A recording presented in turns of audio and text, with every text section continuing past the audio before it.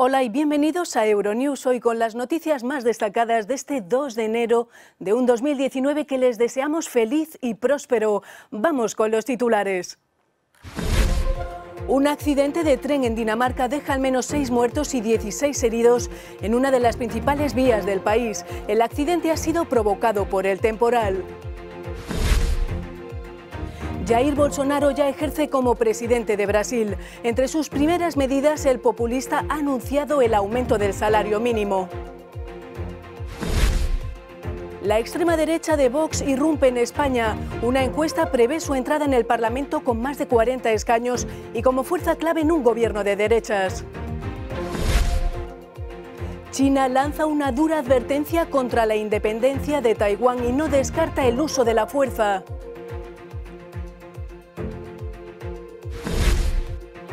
Y al final de nuestro informativo, una gran exposición en Milán bajo el título de Metamorfosis Picasso crea paralelismos entre el arte clásico y el artista malagueño.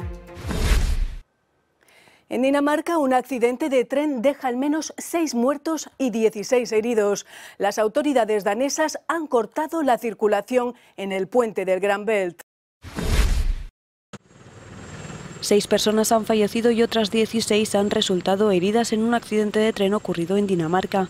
Parte de la estructura y carga de un tren de mercancías que cruzaba el puente del estrecho del Gran Belt, una de las vías más transitadas del país, se desprendió e impactó violentamente contra un tren de pasajeros que en ese mismo momento circulaba por la vía contraria. Se trata del mayor accidente ferroviario en 3 décadas en Dinamarca. Sentimos como si estuviéramos en movimiento y de repente hubo un fuerte golpe. Y luego las ventanas explotaron en nuestras cabezas y caímos al suelo.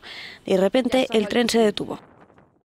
El accidente se produjo a causa del temporal Alfrida que afecta al norte de Europa. Las fuertes rachas de viento ya han causado numerosos incidentes en Dinamarca, donde las autoridades han emitido un aviso de alarma por tiempo muy peligroso. El Gran Belt forma parte de una ruta que une Dinamarca y Suecia a Alemania y lleva alrededor de 21.000 pasajeros de tren y más de 27.000 vehículos al día. El lugar del siniestro sigue acordonado y el tráfico ferroviario en el puente no se reanudará hasta el jueves por la mañana. Jair Bolsonaro se estrena como presidente de Brasil con una apretada agenda. Se ha reunido con el presidente portugués Marcelo Rebelo de Sousa, en el que ha sido uno de los primeros encuentros con un jefe de Estado extranjero. Ante el mandatario brasileño, Rebelo de Sousa ha abogado por un acuerdo Mercosur-Unión Europea. Por su parte, Bolsonaro ha anunciado las primeras medidas de su mandato. Aumenta el salario mínimo, quita poder a los indígenas y promueve la liberalización de la posesión de armas. Primeras medidas de Jair Bolsonaro al frente de la presidencia de Brasil. Bolsonaro ha firmado un decreto en el que fija en 998 reales, unos 231 euros, el salario mínimo de los brasileños para 2019. La medida supone un aumento del 4,61% con respecto al año pasado. Este tipo de decisiones se toman en la gran nación sudamericana tras elaborar una fórmula que tiene en cuenta la inflación, la tasa de crecimiento del año anterior y otras variables. Jair Bolsonaro, investido en Brasilia el martes, ha prometido liberar al país de las amarras ideológicas, gobernar sin discriminación y realizar las reformas económicas necesarias para superar los efectos de la crisis. Además, en el futuro, la comunidad indígena no podrá identificar y limitar terrenos para establecerse. Así, los agricultores tienen ahora el poder de tomar tierras indígenas para cultivarlas. El nuevo Ejecutivo pretende también liberalizar la posesión de armas a cualquier ciudadano que no tenga una condena previa. En España, nada es igual tras la irrupción de Vox en la escena política andaluza. Según un sondeo realizado por Sigma para el periódico El Mundo, el partido de ultraderecha, en caso de unos comicios hoy mismo, superaría el 10% de los votos y se convertiría en una fuerza clave en un gobierno de derechas. 2019 podría ser el año de Vox en España, el año en el que el partido de extrema derecha de Santiago Abascal irrumpirá en las instituciones si hay elecciones para convertirse posiblemente en fuerza clave para la formación de gobierno. Así lo apuntan las encuestas, entre ellas la realizada por Sigma para el periódico El Mundo, que señala que de celebrarse hoy las elecciones, Vox conseguiría entre el 9 y el 12% de los votos y entre 43 y 45 escaños. Un lanzamiento estratosférico de la ultraderecha en España, a costa en buena medida del batacazo del Partido Popular, que pasaría del 33% de los votos a solo el 19% y perdería casi la mitad de sus escaños. Ciudadanos, en cambio, crece de la mano de Albert Rivera. La encuesta pone de relieve además que el tablero político nacional, como en Andalucía, se inclina hacia la derecha. Una alianza del Partido Popular, Ciudadanos y Vox sumaría más del 50% de los votos en las elecciones generales. Con estos números, el presidente del Gobierno, Pedro Sánchez, perdería la apuesta. El PSOE, con algo más del 22% de los votos, obtendría los mismos resultados que en 2016, insuficientes para gobernar, ni siquiera aunque reedite el pacto con los nacionalistas y Unidos Podemos, sobre todo porque estos últimos podrían protagonizar el otro gran descalabro en las urnas y perder casi un tercio de sus diputados. En el Reino Unido, la sombra de un segundo referéndum vuelve a planear por Londres, aunque técnicamente sería casi imposible a apenas 3 meses del Brexit. El año nuevo comienza en el Reino Unido como acabó el anterior, con la incertidumbre sobre el Brexit. Los parlamentarios deben votar el acuerdo de Theresa May con Bruselas, previsiblemente la semana del 14 de enero, pero un probable no sería un duro revés a algo más de 2 meses del plazo previsto para que Londres deje de pertenecer al club comunitario. La posibilidad de un nuevo referéndum planea sobre la clase política británica. Tenemos que recordar que un Brexit sin acuerdo causaría alteraciones que podrían durar algún tiempo. Pero un segundo referéndum también sería increíblemente perjudicial de otra manera, porque somos una democracia. Los británicos nos han dado instrucciones, nos han pedido que nos vayamos de la Unión Europea y esperan que sigamos adelante. En la oposición laborista son un 72% los miembros de esta formación que abogan porque Jeremy Corbyn impulse una segunda votación para el Brexit, según una encuesta que estudia las actitudes dentro del partido. El 88% optaría por la permanencia en el club comunitario si se repitiera la consulta. Su líder es escéptico ante esta cuestión y recientemente sostuvo que el Brexit ocurriría aunque su formación ganara unas hipotéticas elecciones anticipadas. La situación es tan volátil que el gobierno ha tenido que salir a dar explicaciones por contratos con una empresa de ferries para descongestionar el transporte en caso de un Brexit duro. La adjudicataria carece de barcos. Estos refugiados, 2 egipcios y un albano, se han convertido en auténticos héroes griegos. La noche del 23 de julio, cuando un terrible incendio se cobró la vida de un centenar de personas en Ática, ellos en sus barcas de pesca se dedicaron a salvar las vidas de quienes se tiraban al mar desesperados, huyendo de las llamas. Recibidos por el presidente griego Prokopis Pavlopoulos como lo que son, héroes, 3 pescadores inmigrantes recibieron este miércoles la ciudadanía de este país, en reconocimiento a sus esfuerzos y su ayuda durante los incendios de la localidad de Mati del pasado verano. La noche del 23 de julio, estos migrantes subieron a sus botes a una docena de personas que habían saltado al mar huyendo del fuego, salvándoles de morir ahogados. Pavlopoulos no dudó en ponerles de ejemplo ante la Europa anti-inmigración.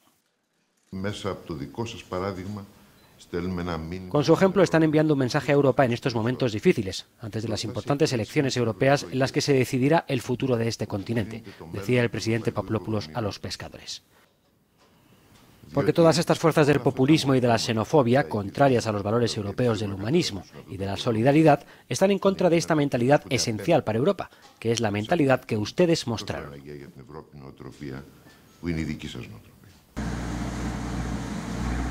Los héroes en cuestión, ya con nacionalidad griega, son 2 egipcios y un albano.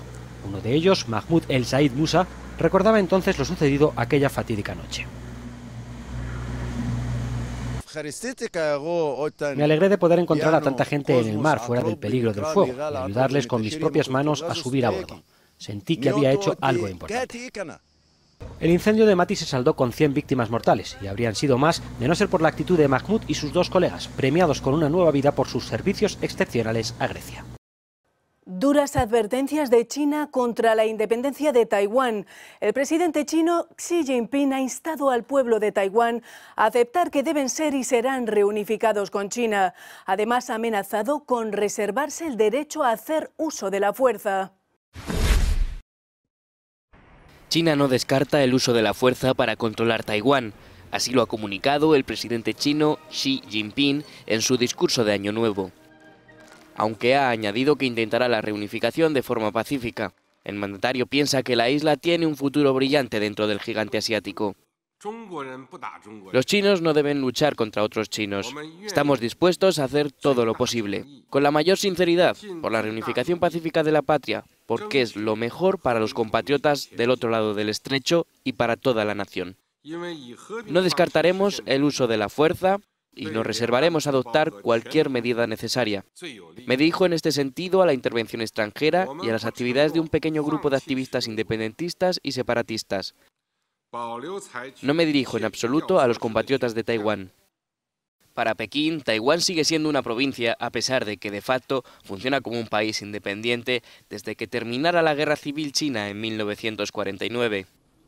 Mientras, la presidenta de Taiwán, Tsai Ing-wen, ya le ha recordado al gigante asiático que la isla no aceptará la fórmula de un país con dos sistemas. Ha apuntado que China debe utilizar medios pacíficos para solucionar las diferencias con Taiwán y respetar sus valores democráticos. Y ha añadido que las negociaciones se deben realizar de gobierno a gobierno.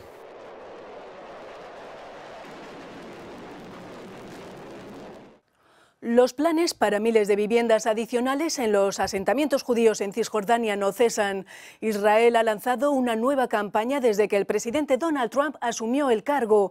Cada nueva expansión reduce las probabilidades de establecer un Estado palestino. Los planes israelíes en Cisjordania no se detienen. La reciente planificación de un nuevo asentamiento judío de 118 hectáreas en pleno territorio ocupado deja bien a las claras las intenciones de Tel Aviv de no frenar unas construcciones que, según denuncian desde la ONG Peace Now, han experimentado un notable aumento a lo largo del último año. Bajo la administración del presidente Trump hay definitivamente un cambio de atmósfera aquí en Judea y Samaria, recuerda el alcalde de Efrat, Oded Revivi. Antes del presidente Trump, la política oficial, repetida una y otra vez por el presidente Obama, era la de ni un ladrillo más. Hoy sabemos que no es así y vemos cómo el gobierno de Israel se las arregla para construir y desarrollar nuevos planes. Peace Now, encargada de monitorear la expansión de las colonias, alerta también de que el inminente reparto de estas hectáreas al Ministerio de Vivienda israelí podría partir en dos el sur de Cisjordania y poner en serio peligro la llamada solución de los dos estados. En 2018 fuimos testigos de más aprobaciones a gran escala para viviendas de asentamiento, 9.500 en un año, al igual que en 2017, recuerdan desde la ONG. Esto representa un gran aumento con respecto a 2015 y 2016, con 2.500 viviendas aprobadas. Una tendencia claramente al alza que, según Peace Now, tiene mucho que ver con la llegada al poder de Donald Trump, desde cuya administración respaldarían dichos asentamientos, considerados ilegales por la comunidad internacional. En deportes, el primer gran fichaje del año. El Chelsea compra al estadounidense Christian Pulisic por más de 60 millones de euros, aunque no podrá disfrutarlo hasta el verano. La próxima temporada jugará en el Chelsea. El delantero estadounidense Christian Pulisic ha sido traspasado al equipo inglés en una operación que se ha cerrado en 64 millones de euros. El fichaje contempla además la permanencia de Pulisic en el Borussia de Dortmund, su actual club, hasta el final de la presente campaña. Se trata de una cesión del jugador que tenía contrato con la entidad alemana hasta 2020, un préstamo que no va a tener ningún coste para el Borussia. El joven extremo de ascendencia croata había rechazado una oferta de renovación con el equipo de Dortmund. Su sueño siempre ha sido jugar en la Premier League. Internacional con la selección de Estados Unidos, el delantero de 20 años podrá cumplirlo la próxima temporada. Lo hará bajo la elástica azul de los de Stamford Bridge. El suyo es el traspaso más caro en la historia de un jugador norteamericano. Metamorfosis Picasso es el título de la gran exposición que presenta el Palazzo Reale de Milán en Italia. La muestra crea puentes entre las influencias clásicas y el arte de Picasso. Los buenos artistas plagian, los genios roban. La frase es de Pablo Picasso y podría resumir la exposición sobre su figura que acoge el Palacio Real de Milán. El arte clásico y el moderno se dan la mano a través de unas 200 piezas para explicar las influencias del genio malagueño en su proceso creativo. Hay tanto obras excepcionales de Picasso como de la antigüedad que vienen del Louvre, de Nápoles, de esos lugares que Picasso frecuentó, conoció e influyeron en su imaginación y su estética. Entre los temas tratados, en las 6 secciones que componen la muestra, la mitología o el amor y el papel de las mujeres en la vida del pintor. La exposición Picasso Metamorfosis se podrá ver hasta el próximo 17 de febrero. Nos despedimos con unas imágenes que acaban de llegar a nuestra redacción. Mike Pompeo, secretario de Estado estadounidense, ha llegado a Colombia para reunirse con el presidente Iván Duque. Sobre la mesa, la actual situación en Venezuela. La información sigue en próximas ediciones y en nuestra página web. Muchas gracias por su atención. Les invitamos a seguirnos a través de nuestras redes sociales. De nuevo, les deseamos un feliz año. Hasta pronto.